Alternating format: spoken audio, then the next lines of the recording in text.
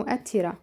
ننقل لكم بعض المشاهد من زلزال المغرب. أبنية تنهار والناس يفترشون الشوارع، مشاهد تداولها المغاربة. تظهر اللحظات المرعبة التي عاشوها حين فاجأهم زلزال بقوة 7 درجات على مقياس ريشتر في وقت متأخر من مساء يوم الجمعة.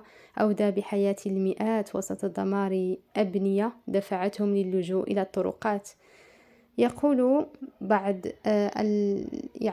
رواد مواقع التواصل الاجتماعي في قصص لهم من قلب الحدث.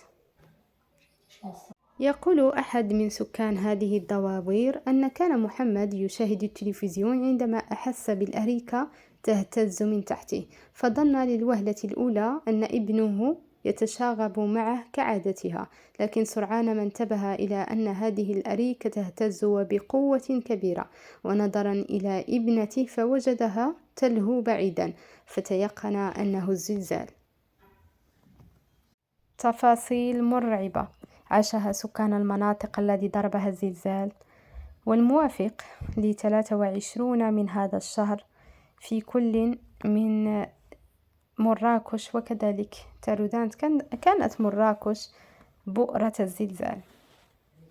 يحكون لي سكان هذه الدواوير أن الموت مر من هنا، والتفاح لا يغري أحدا.